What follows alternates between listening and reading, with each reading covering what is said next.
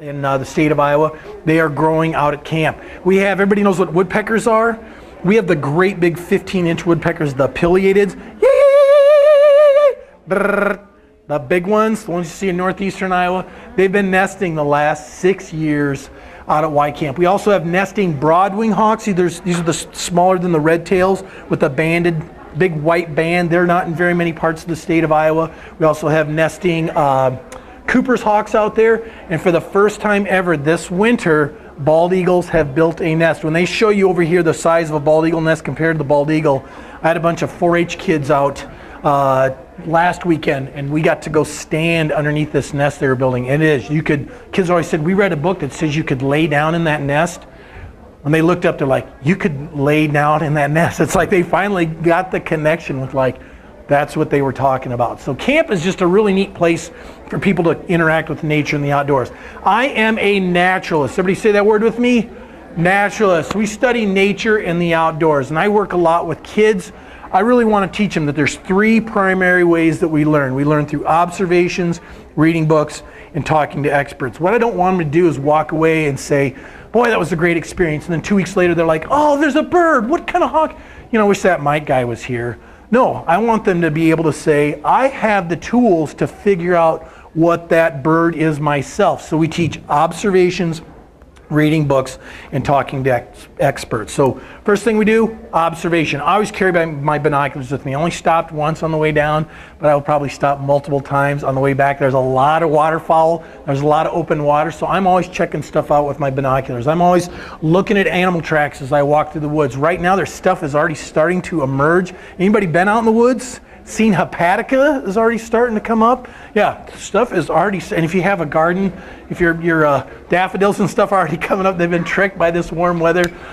We spend a lot of time looking around. So observation. The second way we learn, reading books. I always say, if I see a bird I've never seen before, I get out my bird book and see if I can identify what I'm looking at. If I find a track, there's a field guide that'll tell me the shape of the track, the distance of the track from each other, whether it's a waddler, whether it's a bounder, whether it's in a straight line. It'll give me information what kind of track I'm looking at. If I find a caterpillar, I can pick it up, look at the field marks on there, and there's a caterpillar guide that will tell me what kind of caterpillar I'm looking at and what it's going to look like when it turns into a what?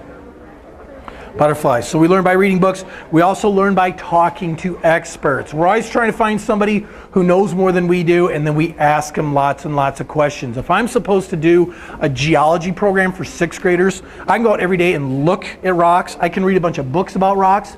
But if I talk to somebody who's spent the last 30 years of their life studying geology, I can find out why the state capitol sits on top of a giant hill. That's not landscaping, people. Okay, that's geology. They can tell me why when I go up to north central Iowa, I'm going to find limestone and gypsum by Fort Dodge and Humboldt and Gilmore City. Why is that stuff at the surface? That's information I'm not going to get by my own observations or reading books. So the third way we learn is talking to experts. I want kids to know that when they leave my programs, they literally have a toolbox with things that they can do to go on and keep on exploring. I was a little kid, as a little kid, I spent a lot of time outside. I'm going to get more into that into our program today. But same way we learned, observations, reading books, and talking to experts. I spent a lot of time out in our backyard making forts and digging holes. We had a driveway in our alleyway that we'd go and collect rocks. I love being outside. I also liked reading books, but what got me into nature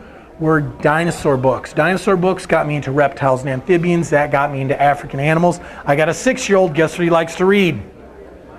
Dinosaur books. He's still into those books as well. You know, they always say there's a dinosaur phase. It's not a phase. He's still into that. I was also that little kid that asked lots of questions, and by asking questions, what do you suppose I got? Answers, yes. The fact that you're here today tells me something about you, okay?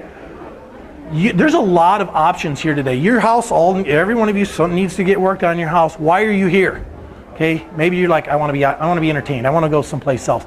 There's basketball going on right now. There's a whole bunch of flea market stuff. You have a lot of options. For some reason, you chose to come to this today. Let me give you a little insight into that.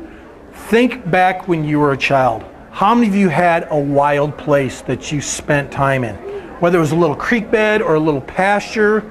How many of you have gone back to that wild place? How many of you, when you went back to that wild place, were shocked at how small it was? Like, wow, I thought it was a jungle, and it turns out like it's an overgrown lilac patch, or like, you know, a few trees. Like, wow, I remembered it being way more wild than that. How many of you have gone back and that place is gone? Okay? That's where our connection to nature and the outdoors started. How many of you little kids right now, when I ask you this question, I've never met you before, how many of you have a sit spot? Raise your hands. Notice how these kids all raise their hands? Did I explain to them what a sit spot is? How many of you have a spot where you go and just watch what's going on in the seasons, or you go out and you just sit and be still outside and just kind of pay attention to the birds and the squirrels and everything that's happening? We do that instinctively. How many of you then tell your mom and dad about it, like at dinner when they say, how was your day? How many of you guys say, what'd you guys do today? Nothing. Okay, and your parents are like, really, you did nothing? Yeah.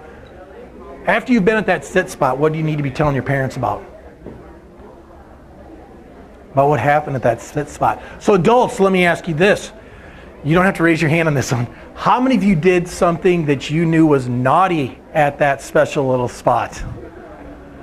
A friend of mine, Ken Finch, he's now in Omaha. He's putting together this green roofs organization, getting kids outside. He said, a lot of us who have a conservation ethic, it came from a definitive moment we had sometime in our life where we did something that we knew was wrong and we did it anyway. One of my teacher friends who's brought out 6th graders from Calland, she goes, I know exactly what mine was. Me and the neighbor boy, we went out and popped the head off garter snakes and put them in a 5-gallon bucket and took them and showed them to my mom. I knew it was wrong, but we did it anyway. She goes, that's my defining moment. I won't name names, but somebody who's a champion over here at the Iowa Audubon told me his story. He said when he was a little kid, he had BB guns, but a friend of his came from town and they went out and they shot all the frogs out of this little pond. When his parents saw what he was doing, the BB guns went away and the kid went back to town. The next 2 years, there was a drought and there were no frogs in this pond, and he was convinced that he was responsible for the extinction of this frog species. He was the director for the non-game DNR folks. He's back here at the Audubon right now. John Flicker, who is the hi Doug. John Flicker, who's the director of the National Audubon Society. We had a meeting with him in Dubuque, and I just asked him the question. I said, did you have a defining moment? He said, I grew up in a Minnesota farm. He said, I shot everything I saw with a BB gun. He said, one day I shot the biggest, fattest sparrow I'd ever seen. He said, I went over, and when I turned it over, he said, I looked around to make sure nobody had seen what I had done. It was a meadowlark. And he's like, this is why I work so hard for the birds. I can tell you mine, same thing. I don't know why it's boys and BB guns, but it is. I was staying at Grandpa's, which is a big deal. We only got to go one kid at a time for half a week in the summer. Got to go up to Grandpa's. Cousin Bobby comes over. I'm a son of a guidance counselor and a Catholic school teacher, so we didn't have guns in our house. So cousin brings over the BB gun. He says, let's go over to the machine shed. You see those nests in there? Let's shoot at them. So we start shooting. I didn't know what a barn swallow was. We shoot apart this nest. I, at one point, shoot the barn swallow, which my cousin tells me, you are a really good shot. Nobody can shoot one of those. Well, it was luck. Shot it, the thing went and landed. He's like, now you got to go over and kill it.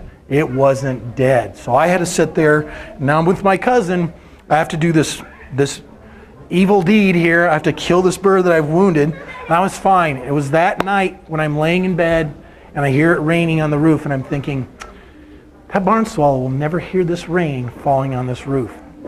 That was my defining moment. So the fact that you're here today, my guess is not only did you have a wild place, but you had something that happened in that wild place that helped give you an ethic.